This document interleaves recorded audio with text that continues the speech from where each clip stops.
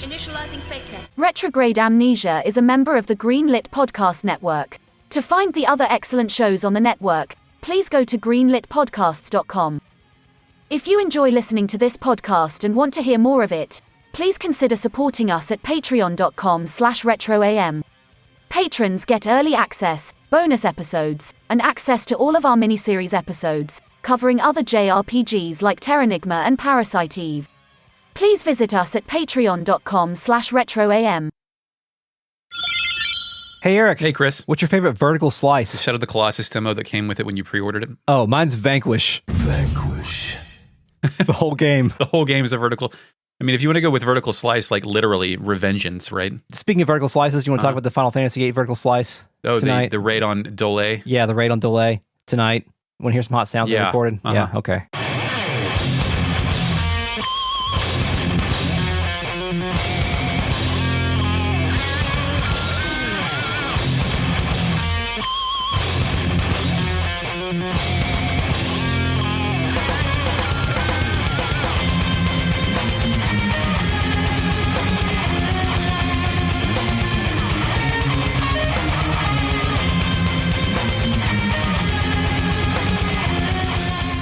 Welcome to Retrograde Amnesia, a comprehensive podcast where we discuss classic JRPGs, chapter by chapter, beat by beat. This is Season 3, Final Fantasy VIII. This time, we are taking our talents to a beach to do the bidding of future feudal lords. My name is Chris. I'm joined today by Eric. Hey, Eric! Warm it up, Chris. I'm already doing so sorry. Lyric incomplete. Cannot do it in the future Buzzer because I'm noise. already warming it up. It's already warm. I've been sitting in this chair for like an hour and a half. It's totally warm. We are also joined tonight by the Real Net, a collective of patrons who are listening to us record live via Discord's voice chat capability. They're all muted, so they can't talk. Sorry, Real Net, can't talk back. This is not your podcast. Jesus, we are also joined by the Fake Net, our post-production AI companion and inventor of the voltage flavor of Mountain Dew. Initializing fakenet. I extract fear, distress, anxiety, raspberry, and other human emotions and then carbonate it. Wow. What is a man if not a miserable soul for me to drink? Awesome. Welcome, Fake Net. Hello, Crisp. Nice to see you. Do you boys know what yellow number 5 does to No, Fake Net, that was just a rumor. Thank you. Go ahead. Okay. So now it's time for a field exam to become a SeeD. We are SeeD candidates. We want to be a mercenary child soldier. We have fulfilled our prerequisite of creating a contract or an enslavement relationship with Ifrit, and we've overlooked a key fact, though, Chris. Yeah? In our quest to be a SeeD, we need to explain that a SeeD is capital S, lowercase e, capital D. Yes, that is very important for this non-visual medium that we are using to describe this video game. So we return to Balam Garden. We get a nice little glimpse when we go back in. It shows us the whole structure. This is the first time I thought, oh, this is the Heavenly Future City aesthetic going Eden, on here. if you will, yes. Yes. Yes. Solaris, Eden of Heaven. Sea of Eden plays. No, it doesn't. Kistis is here with us. She tells us that we did a good job, then gives us another GF tutorial. Yeah, it's like, I already learned these at my desk, man. Jesus. Is this going to be on the test? Do I have to take notes? She says, quote, we can level these fuckers up. That's exactly what she says, yeah. And use AP to learn new abilities. And then we can set which ability they will learn next. So if they have a ability like summon magic plus 20%, and you would rather them learn, I don't know, magic plus 20% or whatever. I wonder if there's like a purist playthrough where you set it, you never adjust it, and just let it go on its own. Oh yeah, that's the Final Fantasy VIII, any percent GF -1. No GF run? Only GF run? I just made all that up, sorry. Kistis then tells us we need to get changed. That's right. And since we've been to our dorm, we know where our uniform changes. Also, we paid attention during the dormitory tour earlier. And then assemble at the 1F lobby. Yeah. But you know what I did before that, Chris? Played cards? I played triple triad. Yeah. Shuffle or boogie plays. Yes, shuffle and boogie or shuffle or boogie? Shuffle or boogie. That's what it's called. I played this song the other day it's a good song. on my phone, and everyone in my house just started bopping. Fuck yeah. This song, I mean, this song is pleasure, it's pain, it is torment, it's everything to me. I love this song as I heard it more than any other song when I played this game. So you walk up to basically anybody and press square to play cards. Or right? Y. Or Y, that's right. Or canonically it's square, but Chris, there's 2 people, well actually 5, that you definitely want to play. The first, as we talked about in last episode, is the kid running around garden. He or she, I'm not sure, has a rare card that you can't get anywhere else. It's Mini Mog. Yeah. I haven't looked anything up. I'm just kind of playing this game naturally, so I'm probably slow playing. I'm looking up where to do cards. I also went to Balam and found the Queen of Cards and made her instill the all rules, so I collect all cards upon victory. Oh, wow. That's pretty efficient. How do you make her do that? You talk to her, and she's going to beat you no matter what. Yeah. But if you talk to her, it'll list out the rules that are going to be enforced in this region. And occasionally, very rarely, she will enforce the all rule. Then you walk away from that fight with her, and then all is just in like 90% of your card battles. Oh. From then on until you start spreading another rule with a unique person. Cool. So every battle I was in here was winner take all or winner take none, or they take all my cards, which means I kept visiting save points quite often. This happened to me when I was... I didn't do the tutorial, and I didn't really remember the strategy. I kind of understood the mechanics of each card has a value associated with each side of the card. Corner. The higher values will capture the other cards. Right now, that's all it is, I think. Yeah. Like, there's no elemental properties or anything else instilled yet. Yeah, and so I didn't quite understand that, so I was just going to play around, but I lost my Ifrit card, and then I was like, oh, wait, I should not just mess around. I should actually think through this. Learn. So I did... Did you reload your save, son? Of course, yeah. Okay. I was so bad at Triple Triad that in my forum days, I joined like a thread that was a support club for Triple Triad. The thread was called GMB MIYFB. Do you know what that means? Get me the fuck out of Triple Triad? A little bit. You're close. Give me back my Ifrit, you fucking bastard. That's what it meant. Great. 'Cause everybody, the only card you have is Ifrit, and people keep taking it when you lose. Awesome. So you're supposed to play that guy for the mini-mog card, and then the Trep groupies in the cafeteria or the classroom will have the Kistis card. I did encounter that card, but I lost that match and had to reset. I faced them several times. They're pretty tough. I ended up getting like almost all of the level 1, 2, 3, and 4 monster cards. I have like 120 cards at this point because I had the all rule going on.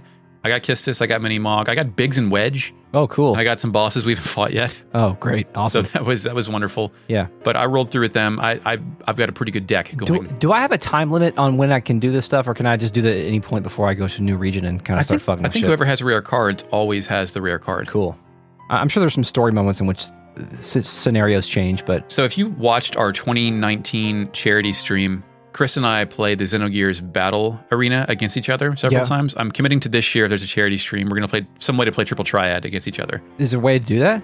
On the fucking internet, I'm sure there's a way to do that. Can we buy Triple Triad cards? Probably. And then put a camera on and we play can them? make some. Make some? Yeah, with like paper. With some paper? I've got hours at work where I don't do anything. I can do it. Okay. We'll do it for charity. Chris and Eric play Triple Triad for 24 hours for charity. No, you bet on us and the money. Anyway. So, I did this shit for about 90 minutes, Chris. How long did you play Triple Triad? Did you win or lose? What's going on? I am sort of slow playing it here. So occasionally after I complete a moment in the game, I'll go play a couple rounds, but I haven't not started to exploit the systems of Triple Triad yet. So it sounds like you're a more advanced player at this point in time. I did, however, beat Zell's mom later in the game, so I feel proud of beating someone's mom. I just loved, like, I'm the object of envy for all the Treppy groupies, and I've now taken the Kistis card from them with me, and I'm never giving it back. Yeah, there is sort of a subplot that plays out of this fucking asshole in your class that's just also really good at card games. Because if the football players at school were also beating you at, like, Street Fighter 2, you'd be like, fucking what the fuck? Yeah, well, this shouldn't be possible. Yeah. It's like the John Hamm thing where he can't be handsome and in comedies. You shouldn't be able to do this. Yeah, good point. So, you ready to carry on? Yeah, I went to the dorm, changed my uniform. Yeah, me too. Now wearing a blue suit with his shirt zipped down and a white tank. I lose all my good cards and get pissed off. My next note here.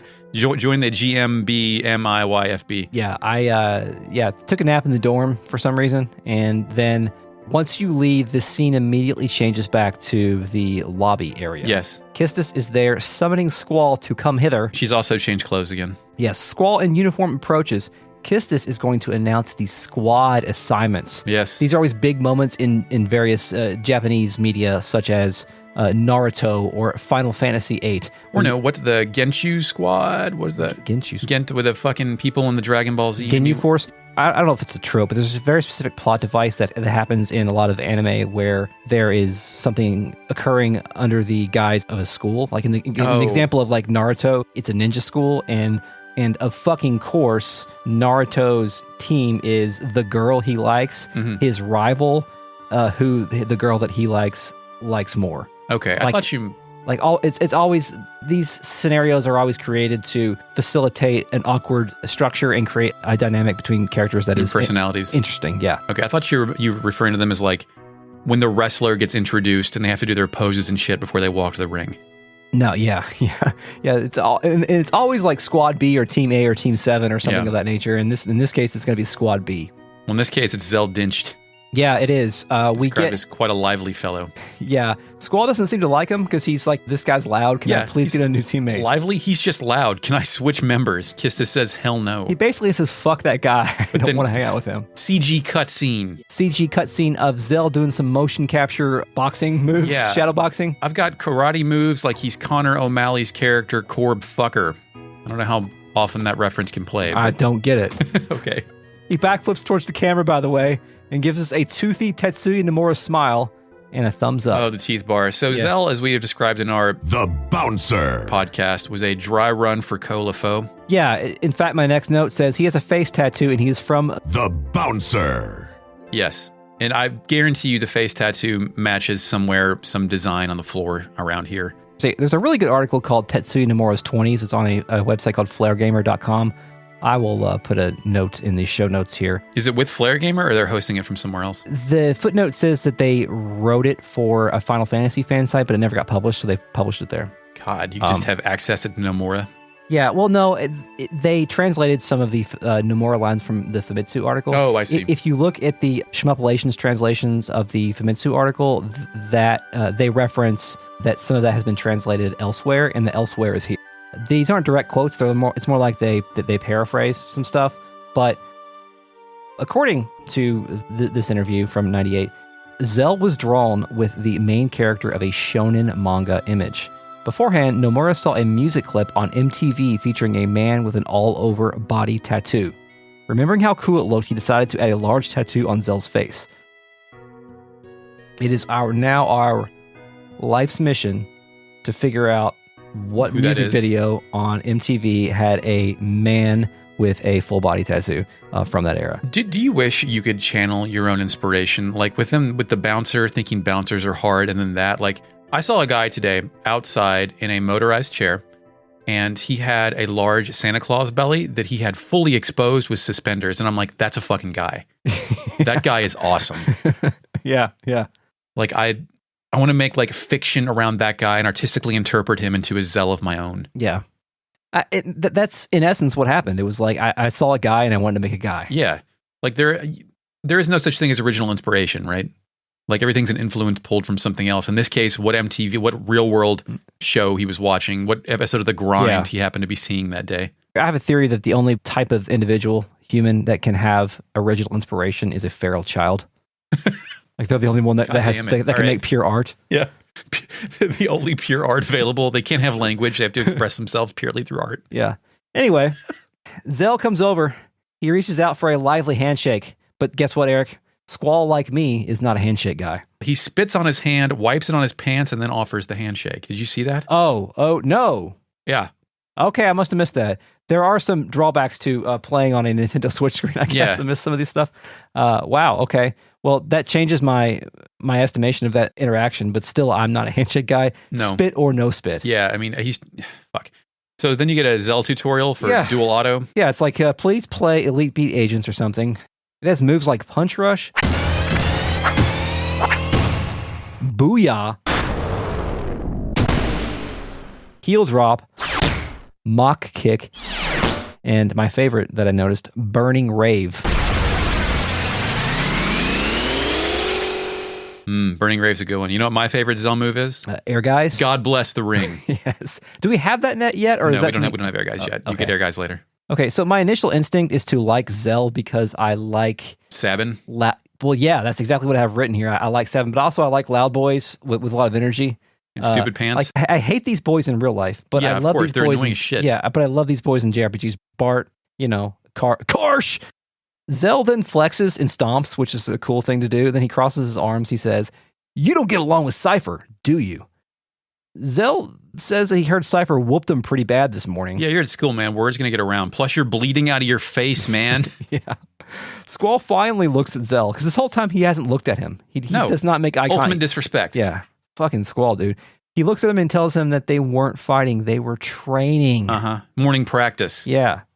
.com. Initializing fake cat. That's a real website and a real self-help scam and really not endorsed by retrograde amnesia. Zell then says, I bet you he doesn't think so, and Zell is right. Then Zell calms down, suggesting he bets Cypher was just being a pain in the ass. Yeah. All you have to do is ignore him. Yeah. Which is funny given what happens later. Kisses and Squall say it's none of your business at the exact same time, and I'm rolling. Kisses has the upper hand again. She then excuses herself and tells the boys that Cypher is going to be their squad leader. Of course. Now the anime ninja squad trope is now complete. Cypher is going to be the captain. But Zell can't believe this shit. You know what he says? Say what? That's right. Ultimate 1988 expression. Yes, thanks, Richard. Cypher and his cronies approach. Kisses tells them it can't be changed. Yeah. She's like, Cypher's the squad leader. She wishes them good luck. Cypher says he hates it when people wish him good luck. He tells her to save those words for the students that need them, as if there's an economy of words that must be distributed across all people. Yeah, Captain fucking Badass over here. Yeah. Instructor, I hate it. But Kistis, who I have noted as a badass lady, retorts with, okay then, good luck. Nice. Fucker. Sick burn. Kistis always knows these kids, man. Yeah. Even though also, she's 1 year older than them, and her brain is not completely developed yet. Cypher ends two sentences with EH. Chris, is Cypher Canadian? Do Canadians huff and puff a lot? I don't think so. No, they're generally a gentle people. Cypher then swipes his hand in the air and tells his lackeys, because Rajan and Fujin are with him, obviously. Add her to the list? Yeah, add her to the list. Of what? People we're going to beat up? Well, You just made the list! Chris Jericho recently has kept a list of people that have offended him that he's going to murder or something, so I assume it's going to be something like that. Oh, okay. Like, in Billy Madison's Steve Buscemi list, shit like that. Kisses announces this is Squad B. And she no-sells the entire exchange. Yeah, and she says that the teamwork is of the utmost importance.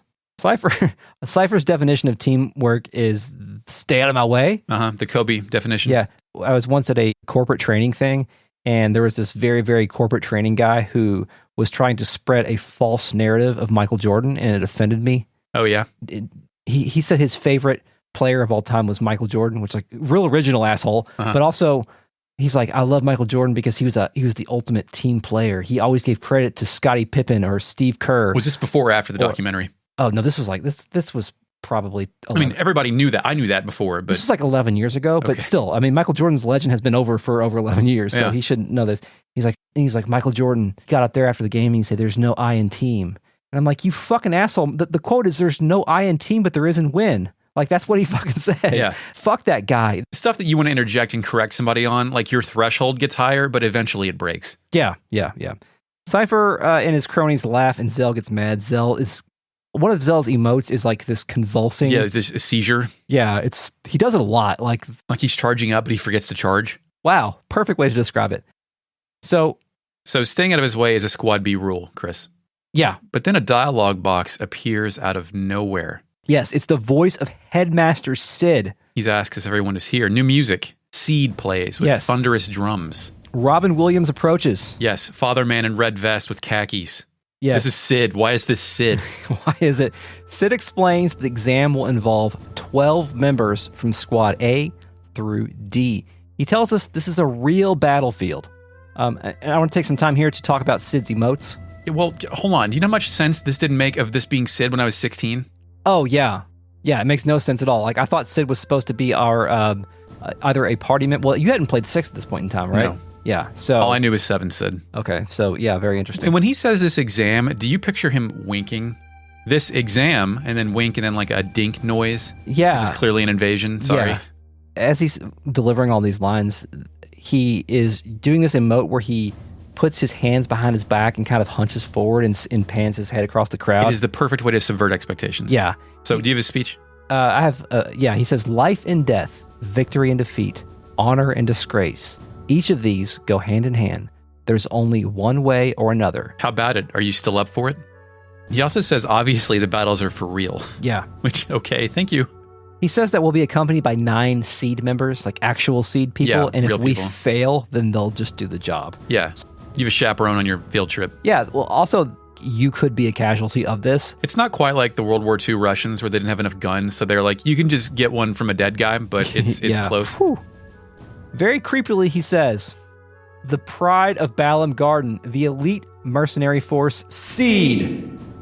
if I were the focus group committee, I would find some synonyms for mercenary force. Yeah, that's true. That's true. It's not great. It kind of gives the game away. Go ahead. Yeah, and he then tells the students to learn from the SeeDs, obey their commands, and accomplish the mission. Prove worthy of becoming a SeeD. Best of luck. Cid then stares at everyone like a bird, then disappears. Yeah, and he What was this? He's presented as like this buttoned up weirdo administrator, but I think this scene does a good job of emanating some dark vibes from this dude. Was child soldier military propaganda. Yeah, he's really into child soldiers. He's super into it, dude. Yeah. Then they treat them like they're disposable too. Yeah, and once we get control back of Squall, you can speak with Cid again, and he will tell you that he's never had a gunblade specialist in SeeD. He's hoping that either Squall or Cypher will pass the test. So he's got this like weird like gunblade fetish, and he really wants to have a child wielding a gunblade in his mercenary force. It's like when drones were finally viable with low latency, and they're like, "Oh, can you kill a lot?" Oh with yeah. these? Oh, you're good at Doom. Yeah, right. Hey kids, play the real game now. I heard drones use analog sticks. Anyway. Oh yeah, that's true. They took the gunblade very seriously, but it is very stupid. Does anyone in this game call you out like, "Hey man, what are you doing with the trigger on your gunblade?" And then like, hey, man, gunblades real? I think gunblades are cool. I think they're cool, but they're stupid. No, they're cool. I think they're cool. You pull the trigger and I don't know what happens physically, but something happens. I agree that it's cool, but something can be simultaneously cool and stupid, multifaceted, dynamic objects of murder. Fine. It's like Soundwave. Cool and stupid. Not Blaster, Soundwave. Got to go to the parking lot now and hop in the dumbest looking car ever. Oh my god, it's the Garden car. It's marked 047GAN3, which is the 47th Garden 3 card, I guess. It sounds like a go-kart, Chris. Here's what it sounds like.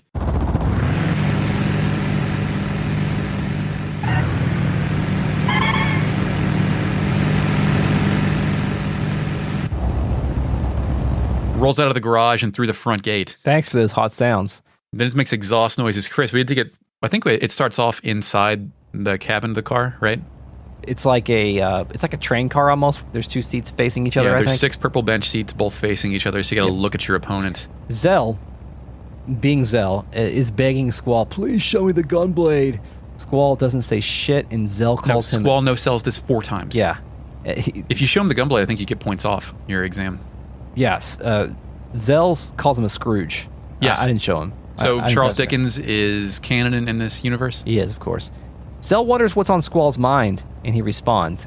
Kistis is there. She fills in the blank. Yes, they both say nothing at the exact same time, LMFAO. She chuckles. It's great. She's still just giving these zingers out, just eating peanuts, having a great time. This is another great example of the improvement in dialogue box technology, because they can do this simultaneously talking and stuff now. Good stuff. Like, it's working like comic book panels almost, or comic book speech bubbles. Zell no-sells that and then gets up and starts doing karate moves in the fucking car. Yeah, he's doing combos, he's doing shadow boxing. Cypher tells him to stop, and it's annoying. He calls him the chicken wuss. Yes. Chicken wuss number. Are we going to count the chicken wusses? Yes, we are, Chris. Hit that counter. The Final Fantasy VIII Chicken Wuss Count. 1. Now, I've got some notes on the term chicken wuss from our friend from the Real Net, Anonymore, who is a Japanese speaker. Valuable resource. Anonymore says chicken yarrow can... Well, that's the term. Chicken yarrow! Like they literally say chicken. Chicken. Chicken. Chicken. Chicken. Chicken. Chicken yarrow can translate many ways depending on the tone used, but anything from dude, bloke, guy to asshole, bastard, or SOB. Dude, chicken bastard would have been great. So it depends on the tone there. It is kind of fun that the literal word chicken, like the English word chicken, is in the game. Incorporated. That's nice. So you have to be faithful to that. I think that's a smart localization with wuss would have been my choice, but it is period appropriate. Zell then gets very angry. He starts vibrating again. Yeah, he's got like the Marty McFly problem where he can't be called a chicken. I love the animation, like the weight the character model has when he plops down in the seat.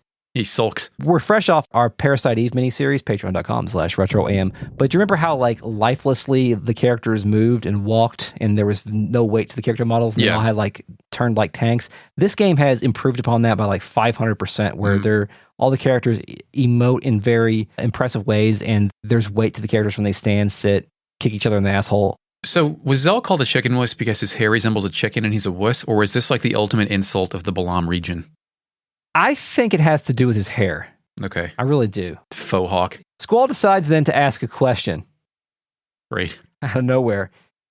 Remember when he saw the imaginary girl in the infirmary this morning? Mm-hmm. He asked, who was that? Who is that girl in the infirmary this morning? Kisses puts her hand on her chin and says she didn't see anybody because she didn't. That was before she got there. Yeah. Then she asks Squall if there's a problem. Yeah, and he doesn't say anything, does he? Kind of demure. No, not really. Yeah. Cypher then chimes in saying Is Kistis lying? Did she see this person and she doesn't want to tell Squall about it? I think it's a vision because Squall just got done. If we assume that during the morning practice, all those future visions were actually, he was literally having visions. I'm assuming Squall was part of it. Is having visions. All right. You just have to wonder if this person was real, how they penetrated this elite military academy to look at the infirmary for 3 seconds and fuck off. Good point.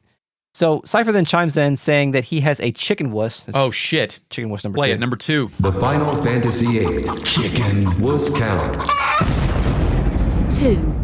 And a guy who just reached puberty in his squad, which Pretty good burn. it's a pretty good burn, especially for the way Squall tends to behave. Yeah, especially like he picked up on Squall asking about some girl. Now, Zell does the flip-off animation here. Is that what that is? I just got raised shaking fist. But it looks like he does the cross arm like you're going to flip somebody off but not extend the finger kind of thing. But you want to brace the impact so that it doesn't get too powerful. I understand that maneuver. Yeah. Fucking A.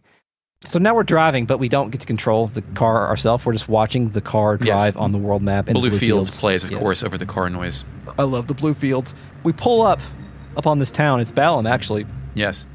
And we pull through the gas station and drive down the road here. Does Balam's music play breezy? I don't think it plays yet, I don't think so, okay. We get a brief look at the town, but I guess we'll describe it more in detail. Yeah, we mostly just drive through it now. Yeah. We're just passing through, son. It does have the vibe of like a fictional Mediterranean town. It's like if you told me to design a town that was kind of a coastal, breezy Mediterranean type place, then that's the vibe. Almost kind of like Termina in Chrono Cross a little bit, like in terms of like the whitewash. I think it's way more laid back. Oh yeah, for sure, absolutely, yeah. We arrive at the docks. Yes, there's crashing waves and seagull squawks. Yay. Cypher sees our boat and confirms that's our boat. Yeah, thanks. He says there's no turning back now. And then, you scared too at Squall. Cypher is not scared. He's just asking if Squall is. Mm-hmm. Scared on top of all the other perceived defects. Yeah. The garden staff screams at us to hurry up and get in. Cypher tells Squall not to disappoint him, and Kistis steps out and tells both of them to move it. They like to. These ships, they're supposed to get in the background. Vessels. Here, these vessels, to me, they look like submarines. According to the Final Fantasy VIII entry in the Ultimania Archive Volume 2. I mean, they don't submerge. They're more like breaching vessels, right? They're like we'll get to what they're like. Well, they're called, Eric, high-speed landing craft. Oh, shit. An assault landing craft operated by Balam Garden. After the craft arrives on land, its front opens so troops can make a speedy exit. The top turret is powerful enough to penetrate the armor of Galbadia's mobile weapons. So designed specifically to oppose one military force. Yes, it is designed for amphibious assaults. Well, everybody runs over. I don't talk to anyone because it's the goddamn test and you're not supposed to talk to anyone. Yeah, I didn't know that. So look at your score, dude. It's probably garbage crap from the garbage poop. Yeah, I guess so. Matt, I've got a great idea for a podcast. You and me, we watch movies, right? And some of them are kind of bad, and so we make fun of them. But maybe some of them are good. Chris, that's a great idea. Let's do it. And eat snacks. Movie Fighters, an original idea on the Greenlit Podcast Network. Take a time machine back to before the world went to hell, around the year 2000. The 80s and 90s were so rad. The movies, the music, the TV, the games, that's what I want to talk about. If you're cool enough, join us and listen to Less Than 2000, because that's all we talk about. Adam and Chad live less than 2000. The garden staff does kind of rush us to the vessel. Yeah, it's a fucking test, dude. You're on the clock. What are you doing? Fucking do it. Lollygagging. I've been classically trained to speak to every character in RPGs, so also a comprehensive podcast, but... I'm trained to win, son. Yeah. New music, SeeD plays. SeeD. We're hopping on the vessel. It travels through the world map for a bit, and then we flash to a point inside for some more dialogue. We get in the boat. Who shows up? It's Zhu. Shusha. Yeah, Shusha? No, Shu shows up. It was a pun based on the Brazilian... XU, Shu. is a SeeD member. Yes. There are 6 chairs in here, with 2 rows facing each other. Squall and Cypher are in their default poses of being sad and man-spreading. Well, they stand up to meet Shu while Cypher doesn't do shit. Then Shu calls him out on this, asking how many times it's been now. Chris, Yeah. is Cypher a SeeD, or does he keep failing these exams and he keeps taking them, or do they know he's a fucking psychopath, so they keep sending him out on missions? Probably a little bit of both, because they know that he has a lot of talent, obviously. And Talent. Of course, Cid... Ability to kill and not feel anything. Yeah, good point. Of course, Cid. We also know Cid is obsessed with the idea of having a gunblade specialist on the team. So This is true, yeah, his little pet. If Cypher has been on this exam multiple times, then maybe he's a little bit older than Squall. So He was a child prodigy at Gunblade. Yes. It seems like Cypher just keeps fucking this up and failing the exam. I just think ruthless sociopaths are great for being soldiers. Yeah, also true. He's either going to pass and become a valuable soldier or die. Either way. He's going to kill a lot of guys worth the training. Either way, on yeah, that. no. I So what wash if my he hands of accidentally you. slices the heads off a otherwise innocent family on the way there? Gives a shit. Yes. It's all training. John Doe says Cypher is good at murder but utterly hopeless at taking tests, which also true. Yeah, so he can't pass. There you go. Shu goes to explain the situation and the mission. The camera angle flips and she walks over to a presentation screen in the boat. It's great. It's a battle map. I love battle maps. Oh yeah, they're great. Personally, let's see what what Maitreya is going to do. It's a smart board. Art. So the client for this mission is the Dollet Dukedom Parliament. yeah, so it's a dukedom with a parliament. So I thought a dukedom was like mostly just a feudal system or something. But if there's a parliament, also maybe there's a split of powers. Who knows? Well, after we get this, I'll go on to my theory. Okay. A SeeD request was made 18 hours ago. Dollet had been under attack by the G army from Galbadia since about 72 hours ago. 49 hours into the battle, the diagram changes, Dollet abandoned their position in the inner city. Currently, they have retreated into nearby mountains and they are reorganizing their troops. The G army is apparently mopping up the Dollet troops in the mountain region. We're going to make a landing at Lapin Beach. We're going to eliminate the remaining G army within the city and liberate it ASAP. ASAP. As soon as possible. They're going to intercept forces trying to make their way into the city from the mountain region.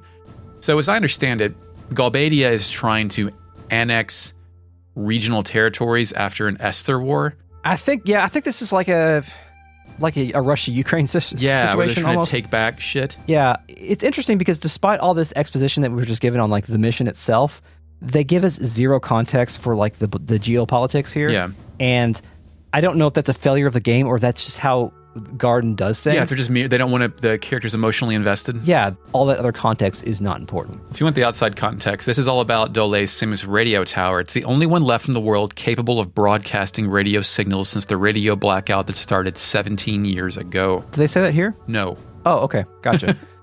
Cypher asks Shu what we're supposed to do. She's like, eliminate the G army inside the city. Of course. Zell thinks this sounds important, and he's not being sarcastic. Yeah, Cypher says it's boring. He says that we're... He's also not being sarcastic. Yeah, he notes that we're doing the dirty work, which I don't know if that term is used appropriately here because the dirty work sounds like something that Cypher would want to do. Yes, but Shu no-sells this with about 10 dots. Yeah. So they are doing the dirty work. And he says, it hardly needs to be said, but the order to withdraw takes priority. Do not forget. So you're taking a test, Chris. Shu anticipates a battle as soon as we disembark, then directs any more questions over to Kistis. We can talk to people or do nothing. Chris, if you talk to people, you know what it does? Lower your score? That's right. Really? Yes. Oh, I talk to everybody. So did I. I reloaded an old save. So you're not supposed to say shit, but Squall can talk to Kistis and explain all of that again. Everyone knows you should never ask a teacher a question. She tells Squall the goal is to eliminate Galbadian forces, and then she emphasizes the order to withdraw takes priority, just like it's everything Shu just said, basically. Squall can ask Cypher the same thing. Cypher says the goal is to mop up all the Galbadian forces still left there. And then he says, all you boys have to do is take orders from me, the captain. You speak to Zell. Zell will say this is his first real battle, and he's getting pretty nervous.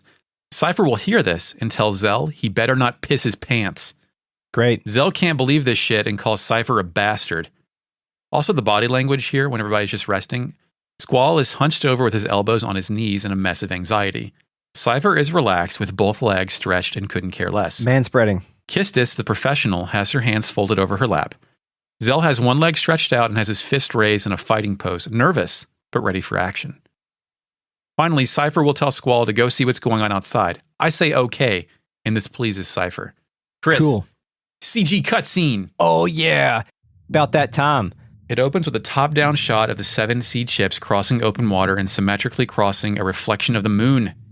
I was very familiar with the scene, but I did not realize until this moment that it's a reflection of the moon, and we're not looking at some ships an air show that are flying above the giant moon, by the way. That's a real interesting, because it's not air, it's water. I don't know if we've noted this yet in this podcast, but the developers have said that the moon was made very large because it is a very large moon. Yes. Not because of any kind of perspective Artistic stuff. things. No, for real, it's large. No, it's fucking big, dude. Squaresoft loves huge moons. The water ripples and fades and then cuts to a side profile shot of the SeeD carriers cruising to Dollet. It's here we see that each one has a machine gun mounted to its front porthole. Squall is revealed to be looking out the front of the lead ship. He gazes down at a photograph of the Dollet coastline and folds over a translucent mission infographic pointing out the radio tower and the landing zone. Yep. He brings up the map, and the camera reveals the actual Dollet coastline engulfed in fire and explosions. It cuts to the beach. Soldiers are rushing up, and some of them explode. It cuts to the now iconic shot of Squall's scarred face staring with determination. It cuts back to the side profile of the SeeD carriers and Squall getting back in the ship. It cuts to a pull-out shot of the ships approaching land, then cuts to a behind-the-ship shot of one carrier pointlessly jumping a blockade. Ramping off shit. It's like it could have just gone left a little bit. Yeah. It then cuts to a shot of the carrier approaching the beach and seamlessly transitioning from real-time to pre-rendered background, complete with the troops on the ground signaling the incoming ships. The front of Squall's ship folds open, allowing Cypher, Squall, Zell, Shu, and Kistis to spill out. Yeah, and this is another one of those neat moments where they transition seamlessly from the full motion video into the pre-rendered. It's pretty good. Yeah. Again, the original score here was changed because of the music problems you heard on episode 1. Yeah. It's very funny. And Chris, do you know what 1998 film they must have been watching that inspired this scene? Some sort of Normandy. It is the Normandy invasion from Saving Private Ryan. Okay. With people blowing up, violence, beach thing. Like, this is a clear and direct inspiration. I don't like war movies at all, so I've never seen Saving Private Ryan. And really? So I didn't know that it was based on Normandy. I knew it was World War II. They killed Vin Diesel first. Oh, well, I didn't even know Vin Diesel was in that movie until just now. So Dollet, we're here. Music, The Landing continues to play. Yeah, I love this song. It's great. And we're off. Copyright Hans Zimmer. Yeah. As we exit the boat, Kistis tells us to take the central square. That's our mission. It's also the only street we have access to, so thank God. Yeah. Whew.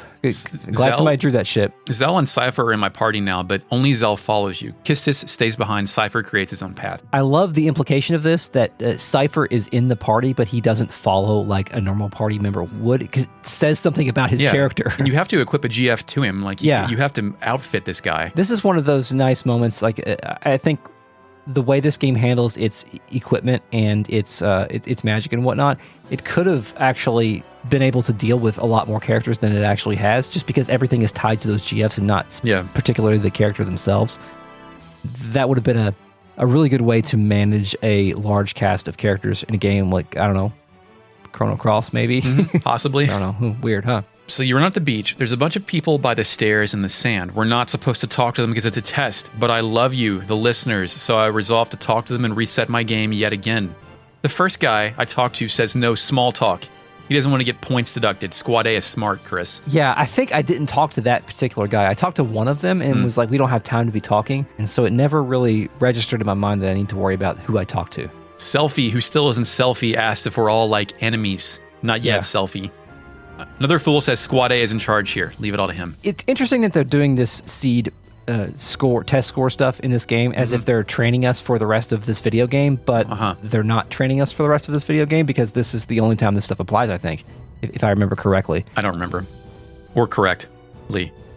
You wonder if that was something that they had planned on doing, like having there be more elements to the SeeD scoring system throughout the game. I mean, you still take tests throughout the game, right? Yeah, you take the written test, but there's never any points allocated to the way you behave on missions and stuff like that. So we walk up this beach access-ass seawall and find a save point. Shit, I reset my game for no reason. Yeah, good job. All the shit here is on fire. It's the opening scene of Dunkirk, another war movie I guess Chris has not seen. Yeah, that's true. It's interesting, too, that like this place is fortified like they're used to beach attacks, but inside is this like European-style cobblestone walkway. I mean, that town. was for... I mean, World War II, I mean, Dunkirk specifically is fresh on the brain. Like, there were fortifications erected on these otherwise normal European cities to deal with the oncoming threat of war. Yeah. I think that's authentic. It seems like that's like reference material from the planet Earth. Do you know what I could imagine being in this actual town? Dog Street. Yes, dude. The Bouncer. Dog Street is here somewhere. The Yeah. Mikado group has a vicious hold upon the Dollet radio tower. Yes. So as we approach Cypher, as he's milling about on that first screen, 2 soldiers attack us. Blue soldiers. They are Galbadian soldiers, G soldiers. They look pretty cool. They're lieutenants, right? Yeah. The generic trooper in Final Fantasy VIII looks cool. Yeah, It is a they look like soldiers level 2. yeah, exactly. And you know, like A capital S soldier. Stormtroopers are such an effective design in terms of what it communicates. I think they did that here as well. Chris, these soldiers have fire, cure, and blizzard. Yeah, let me draw that shit. I spent a lot of time standing here drawing magic. I love Final Fantasy VIII. Come here, let me see your circle of life. Let me This draw sounds that like shit. sarcasm, but now when I was a kid, I was super into this. I am very susceptible to resource gathering, scarcity, and other forms of psychological manipulation. Yeah. The next screen is a cobblestone slice of Main Street Dollet. Yep. I wonder if they have cars here. Later I'll find out they do, but all the streets appear to be one way. A store called Spice is visible, and I wonder if they import their namesake from Arrakis and for a special spiced beverage. Weird, huh? What's interesting about these streetscapes is that they do have this old-timey look to them, but there's also like LEDs illuminating the curbs and Right. sidewalks and stuff like that. So it's like technology has been layered on top of this sort of rustic I imagine looking it's town. like, I've been to a few European cities, but I didn't take notice to be like, oh, if this is like 150, 200 years old, why is there an AC outlet in here for my laptop, right? Like, you have to retrofit stuff to a certain point. It's also telling that after screen transitions, Cypher is always pointed ahead of the party, facing them and seemingly annoyed and waiting on them. Yeah, it's really great. It's communicating a lot without much dialogue. The next screen is a top-down shot of the same Dollet street, but further up. There's a blue car parked on the left side, and there's still plenty of room on the street, so maybe it is 2 ways. I don't know. A bar on the left in neon green letters is called Shining Bomber. Okay, I got Shining Bombier, but okay. It's hard to see. Yeah, it's really hard to see. We're ambushed from above. Yeah, there's an overhead walkway. It's very beautiful, but they notice that we're SeeD in the middle of the battle. They can't believe this shit because we're kids. Which is true. So do they think it's fucked that we're kids, or do they think they're fucked because we're SeeD? I think, well, both, I think. All right. That these elite kids are going it's to like, kill us. oh, it's SeeD. Oh, wow. SeeD is just a bunch of kids. Wow. I did not realize that's what they were doing there. So when we kill these soldiers, they fall over and evaporate, right? Do we kill people? Are we killing people? I believe the answer to that is that we are wounding them to the point of incapacitation Okay. and not caring whether or not they survive. I'm just saying the gun, it's like Batman, where it's like he was alive when I left. He was alive when I left. I think that's what's happening here. I Right. think we're just trying to win the battle and not really caring about, like, they're not actively trying to incapacitate them without killing them. They're just fighting them until they're done with them and then moving on. Like, I get Zell punching people. I'm like, oh, you beat that guy up. You're pulling a fucking gunblade on somebody after setting them on fire and freezing them. They're not going to walk away from that. They're beating them within an inch of their life so they can keep drawing magic off of them. Yes. Pull it out of the corpse, dude. Keep him alive until I can get some more Kiragas, motherfucker. You know how... Fuck. Never mind. I'm just going to make a Mercy Mortal Kombat 3 reference that would not play. Oh, some guys walk out of a bar after we're done fighting. I don't talk to them because it's against the rules, but later we'll learn they're other SeeDs. Chris, did you talk to these guys? The guys in front of the bar? Yeah, that walk out of the bar. Yeah, they're after- like, it's all clear in here. It's like it's Squad D or some yeah, shit. it's like, they tell us that it's all clear, but then they're like, actually, it's just that we suck. Yeah. Dude, they're in the bar. They're drinking in the bar. Yeah. We then go under a well-lit bridge. I notice most of the houses have neon blue flourishes, like a set of glowing LEDs highlighting otherwise European architecture. The next screen is a 1970s black coupe parked outside the Nautilus bar, which also has a store. Yep, old-timey car there, parked there. There's a street light. I think it's burning gas. And Cypher says that Central Square is up ahead. There's all these Galbadian cowards out there to show their faces. Quote, "Don't leave me hanging now. Thank you, 1998. I think he's like loud talking, where he's like, if there's any soldiers out there, you fucking suck, I'm going to kill you. Yeah. If you can hear me, I'll want to fight more. It's like when Kevin McAllister tells the furnace he's not afraid. Yeah. Zell calls him an idiot, which is saying something.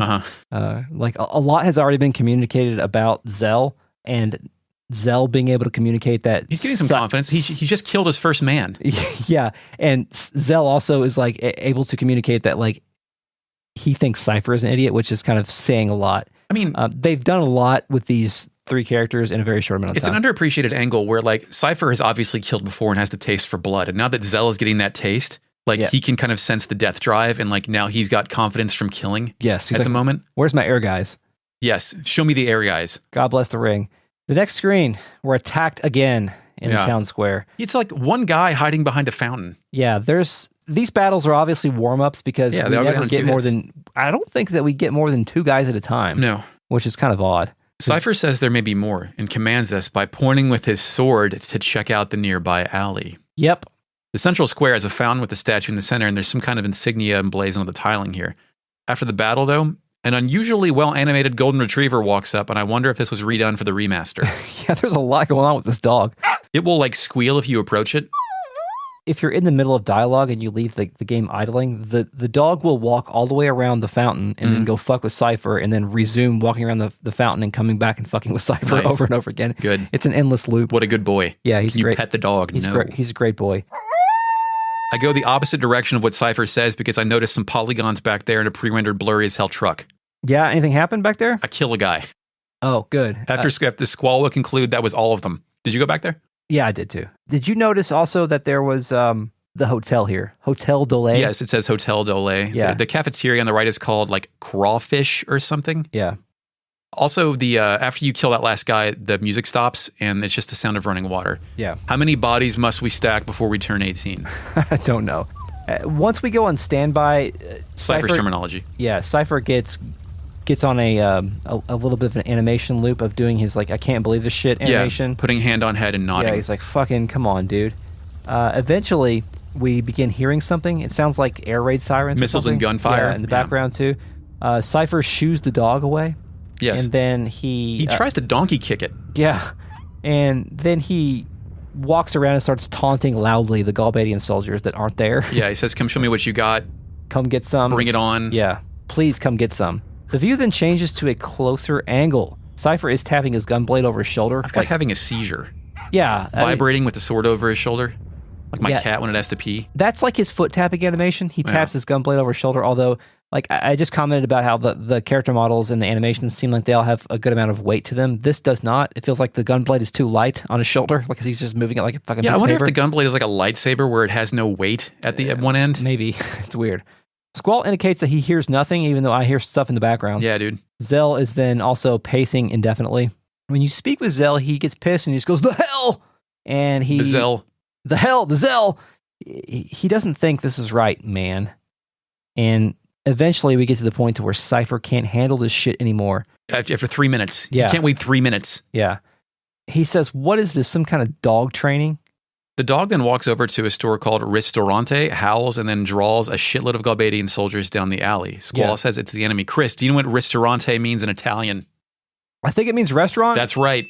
Great. Zell asks where the hell they're going. The camera pans up to a tower above the hotel bar. Yeah, Zell the moon wonders, also is huge. Still. Big moon. Yeah. My big boy moon. Zell wonders what's up there. Cypher points on the street. This gunblade again tells Zell that it's their next destination. Tiffany is watching me play this and thinks the dog has fleas because it's, quote, itching a lot. Thanks. Zell then challenges Cypher, saying that the pursuit is against orders. Cypher turns it back on Zell, saying he was just complaining about being bored. Zell defers to Squall, who just stares in the opposite direction and says he stands by the captain's decision. Cypher walks over to Squall and assumes captain's decision was disingenuous. Then he flicks him on the shoulder and asks if Squall is also a psychopath, wanting to wreak havoc too. Yeah. Again, Chris, the taste for blood. It's like you feel it. You want to go wreak some havoc? Yeah, let's do it. You into this? And like, I don't think the blood is affecting Squall at the moment. Like maybe everybody else has gotten the last hit so far and Squall hasn't like officially killed anyone. Yeah, Squall's official position here is that this is a good chance for him to test out his training. Squall says, thanks to you, I feel like I can take on anyone, even if they fight dirty like you. I think that's like a subtle dig right there. But it's like Cypher is actually, I think, trying to bond with Squall here, trying to suss out this other psychopath. Yeah. It's like when I found out Chris liked Xenogears, I was like, oh man, we have everything in common now. Yeah. Great. Zell can't believe this shit. No. He notes that he thought these two guys didn't get along. He says, you're like all buddy-buddy now. Clearly, Zell doesn't understand tone. Yeah, Zell, he tries to reason with the boys by saying that this is no ordinary battle. It's an exam, which is funny because like usually when you say this is no ordinary battle, this is like a life or death situation, or this is like, I'm going to fucking die or something. But no, it's an exam. We got to pass the fucking test. You were just killing shitty soldiers. The logic is fucked. Zell says we have to stick to orders. Cypher tells him to stay here. He doesn't need any, quote, Boy Scouts, which... Okay. Zell starts flexing while the dog barks.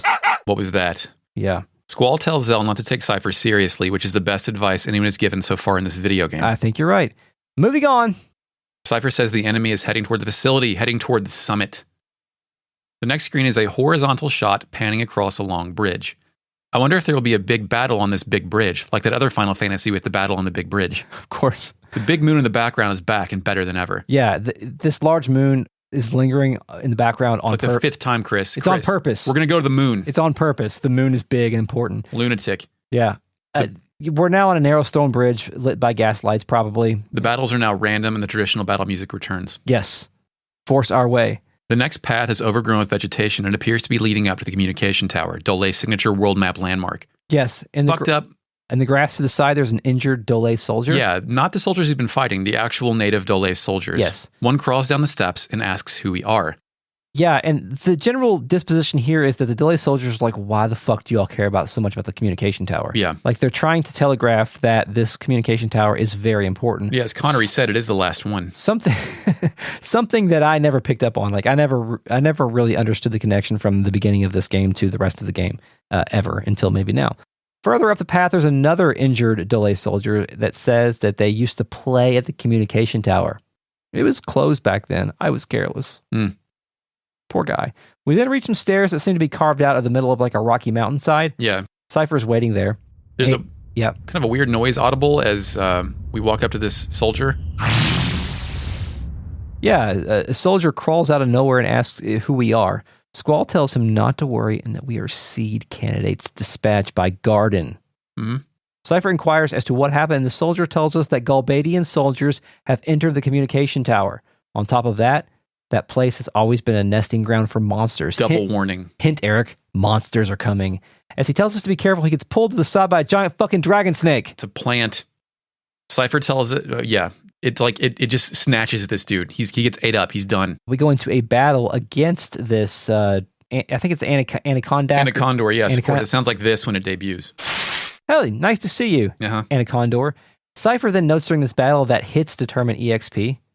Yes, and to save it all for him. Well, final hits, I believe. Oh, okay. Like a MOBA, isn't it? Yeah, last hits. Yeah, great. This game inspired Dota 2. That's right. So the object of the game here is to ensure Cypher never gets the last hit, because despite being a box shot character, he will not be in our party forever. Right. I decided at this point I was just going to have Cypher draw every time. That's all I did, and just have the other two. That's exactly what I did too, because that will transfer to the next Guardian Force owner. After the battle, Squall notes that... I mean, hold on, dude. This thing's like a green and yellow snake with spikes and lizard features. Yeah. Like, it takes a lot of damage, but of course, it sounds like this when it dies. It died. Yeah, you can encounter these on the way back through here, too. And I encountered 2 of them when I came back through it in a random battle. When the machine was chasing you? Well, the machine was dead, in my case. You did that, okay. Yeah, but yes. So afterwards, Zell will think the prospect of more monsters, quote, sucks. Yeah. Cypher says this will be more fun for us, while Zell says, police! Zell's lost his taste for blood. Which, when I saw the way police was spelled on the screen, it was a real, like, thanks, Richard moment for me.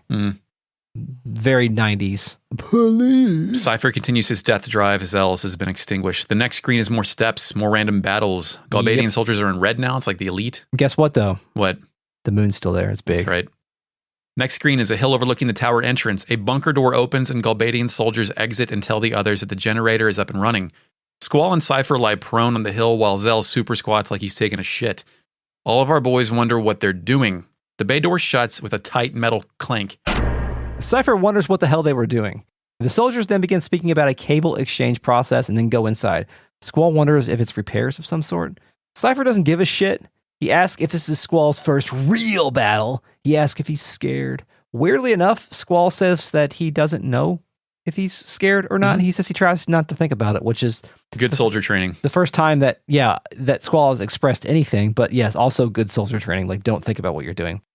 Cypher gets on one, and this is my favorite line of the game. I love this moment. This is my favorite moment of this game thus far. Cypher says, I love battles. I fear nothing. The way I look at it, as long as you make it out of battle alive, you're one step closer to fulfilling your dream. Squall then nicely wonders what the fuck Cypher is talking about. What is your dream, son? Yeah, Cypher's like, do you have a dream? Squall says, I'm going to pass, which is great. Disengage. And then Zell says, yo, let me in on it too. And Cypher tells him to mind his own business. Zell responds with karate moves and a half-cussed T-rated special, frickin' hell. Yeah, Chris, I have shadow boxing in the air, but yeah. I love battles. I fear nothing. It's great. It's wonderful. I want to see both of you. I want to see you have two sons the same age, twins. Yes. I want to see one say that and one say the other next time I walk in here. Yeah. I love battles. I fear nothing. I love battles. I fear nothing. It's wonderful. Cypher then asks Zell is swatting flies. Yeah, that's and good. Zell is visibly angry again. He punches the ground. Punches the floor. God bless the floor. Cypher is the perfect person that drives Zell insane. It's great. But then you hear a noise off screen and we get a CG cutscene. But Chris, we can't know what it is until our next episode. Long podcasts sometimes, man, they're too long. But we're during the day. If you notice I have more energy this time, it's because it's during the day. I'm not going to burn out and crash in 20 minutes. Yeah. Chris is drinking a beer. It's a great day. Let's consult the RealNet. Initializing RealNet. Eric. Chris? John Doe says, every time we bring up child soldiers in this game, I imagine Cid as solid as Snake. This is a good question. George Sears. Oh my God. This is a good question that I don't know the answer to, but I'll throw it out there. Cal L says, was there ever a reason for the SeeD spelling? It looks cool. That's all I could think of. But I mean, well, that could be foreshadowing toward a ultimate villain later that tends to speak an intercapped language, as like maybe SeeD is a product of the ultimate plan and it bled out through language. That's interesting. What is this, near replicant? John Doe says, LOL. Eric went from Parasite Eve challenge mode to power gaming triple triad. It's got to be a non-essential piece of the game in order for Eric to yeah, well, right now it's all numbers. I don't have to worry about reverse and other fucked up rules. Yeah. Like it is easy mode right now. Yeah. This is interesting. Shy Guy 32, who I know does watch a lot of speedrunning, says the FF8 speedrun manipulates the RNG to ensure a winning match to get the Kistis card. Fuck. If I recall correctly, it's frame perfect. So I guess that later on in the game, you can take your cards and break them down into items, right? So yes, that must be part of it. Yeah. You can do it now. I believe one of your either Shiva or I think it's Quetzalcoatl has the card ability. Yeah, I think it's Quetzalcoatl, yeah. But like, there's only one Kistis card. Everything else has multiples. But I think the last 2 pages of cards of Guardian Forces and characters are exclusive. 2 great visuals are created by these next 2 comments. John Doe says, Smash Brothers intro, Zell backflips in. Yeah. And the other one is Zephid7 says, Mentos, the fresh maker, Zell. Yeah, if he pulls that up. I'm surprised there probably already is a Photoshop of that. I saw a Photoshop today of Anakin Skywalker holding a Yingling, and it said, what about the younglings? John Doe says, just instantly input punch, rush, and booyah nonstop, and it's a loop that you can basically do arbitrary amounts of damage forever. Booyah has like a weird subdued quality where he kind of like gets into a little daze real quickly and then delivers the punch. Yeah, I really love the sound effects of Zell's Limit Break. I guess we'll get to that later.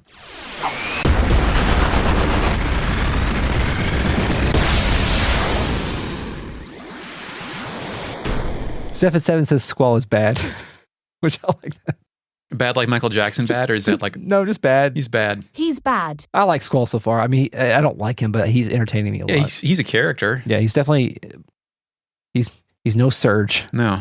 Thank fucking God. A visage who doesn't blink. Yeah. Chicken. That was crucial. I'm glad I didn't make the sound effect yet. Chicken. John Doe says, I want to say the arm cross animation is up yours. Up your asshole. Yeah, that's one I never really like used in my repertoire. Yeah. Like I just saw it in movies and assumed it meant something bad.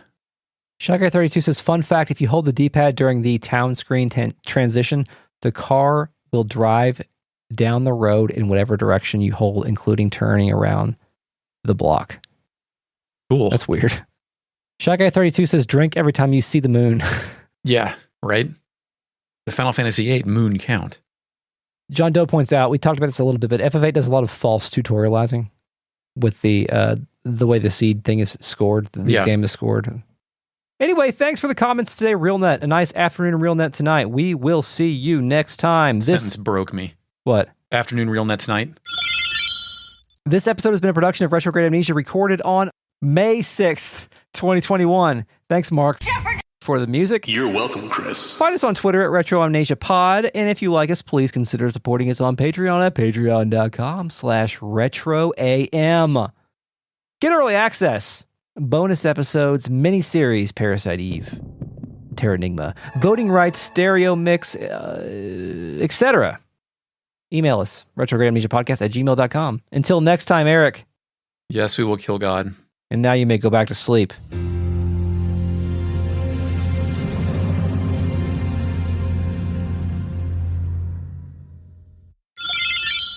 The only decoration I have in my office at work is a Michael Jordan Come Fly With Me VHS.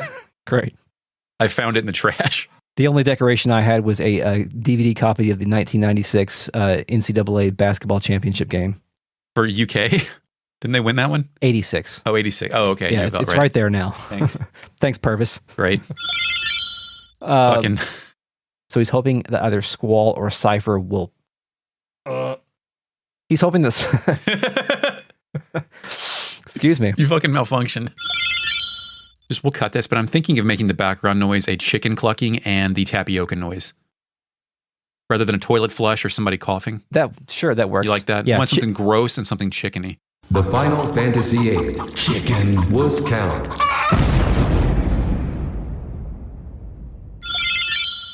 We've had RealNet patrons that have named entire episodes a couple of times. This is the first time I think that a RealNet's comment has appeared in my notes. So congratulations, Anominor. You're fucking famous now. Great. So the term in Japanese is... Anonymor says no, which is funny. Saying somebody named Anonymor saying you're famous, like where the name is almost like anonymous. I mean, Wayne was in Parasite Eve, literally. No, but Anonymor's name is Anonymor, like anonymous. Oh, like, I get it. Now you're famous. Yeah. Get it? LOL. Haha. Chicken. The chicken counter should be chicken. Chicken. The Tekken chicken sound and a real chicken sound. Chicken. God damn, there's a fucking picture of that dumb yellow car. Did you say 3DGN 047? There's a Xevious game called 3D plus G. Is that what you're talking about? You're talking about Xevious? You want to talk about Xevious? Oh, no, car. I don't know. It looks like it looks to be random. Never mind. Cypher asks Zoo what we're supposed to shoot. Fuck. I just don't like war movies. I hate them. I mean, it is boomer porn for sure, but like Taking Back Ryan's pretty good. The only kind of war movie I liked a lot was the fucking bomb one. I don't know. The bomb one. The bomb one. Iraq War bomb one. Hurt Locker. Hurt Locker. Okay. Yeah. I think I liked that one. And I liked Braveheart. And Last of the Mohicans. Chris loves Mel Gibson and Daniel Day-Lewis. In Saving Private Ryan on the beach, there's a good hysteria scene where all the macabre injuries, a soldier's arm gets blown off and he like looks around in the confusion and decides to pick up his arm and walk off with it. Oh shit. Nothing quite that bad in Final Fantasy VIII, but there's some vibes. Resident Evil. Resident Evil. I love the implication of this is that Zell is in the... I mean, excuse me. I love the... Then he flicks him on the shoulder and asks Squall. Then he flicks him on the shoulder and asks if Squall... Fuck. Got it this time. Then he flicks him on the soldier